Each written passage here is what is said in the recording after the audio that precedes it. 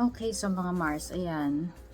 Na-unbox na natin to Laneige Anti-Aging Duo Set. Yung Perfect Renew collection nila. Ayun. So, galing nga ito ng Korea. Yung bunso kong kapatid ay nag-travel sa Korea nitong July.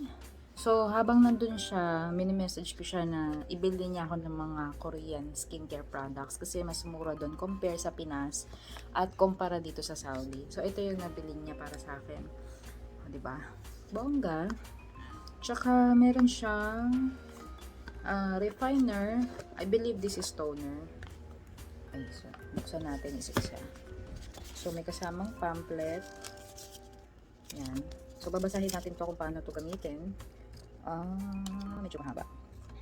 Hanapin natin yung English. Alright. Direction. After cleansing, take an appropriate amount and gently apply from the center of the face towards the contour. So, yung refiner yun. So, daily care, refiner, regenerator, emulsion, eye cream, and then cream. Okay, so may susundin tayong guide dito. Yan, hindi pa yan. So, susundin natin yung guide nila. So, yan, may refiner na, I think this is 120 ml. Tapos, tingnan natin ang consistency.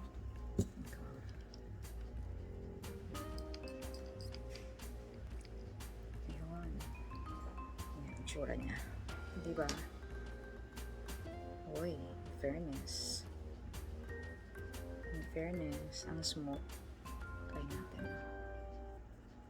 Diba? Nagda-dry yung skin ko. Makikita nyo naman sa video.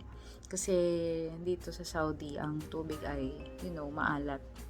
So, kailangan natin lagi mag-skincare para ma-maintain natin na maganda pa rin yung skin natin kahit na ganun yung type ng water dito. Okay. So, ang pagkakasunod-sunod nito ay itong refiner, yung youth regenerator, then sunod si youth emulsion. Okay. So, gamitin na natin. Unahin natin si youth skin refiner. Make sure lang na pag nag-skincare kayo, nito, malinis sa mga hands nyo at magwa-wash kayo ng face. Kung galing kayo sa labas, sa work, much better talaga na maghilamos, double wash kung kinakailangan. Kasi may mga dust and dirt pa rin naiiwan. Okay, so hindi ako nag-toner dito. Ito agad yung in-apply ko after ko maghilamos. In fairness, ang bango sa mukha. Okay, very nice ang texture niya. Okay, pati sa palad ko, ay grabe, ang dulas, ang saya.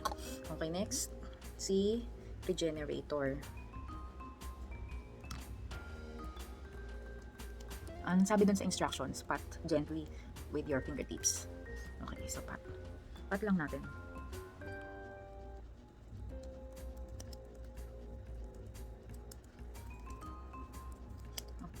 Next natin is the youth emulsion. Okay. Next.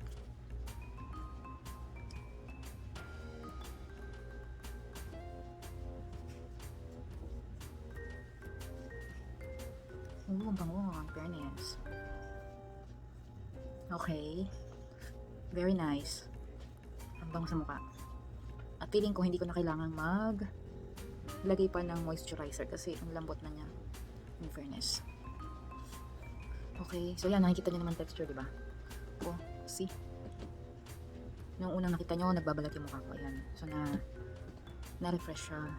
Nagbabalat talaga mukha ko dito sa Saudi kasi dry yung tubig, maalat. So, ayan. So, hopefully, masagot na ang ating dryness.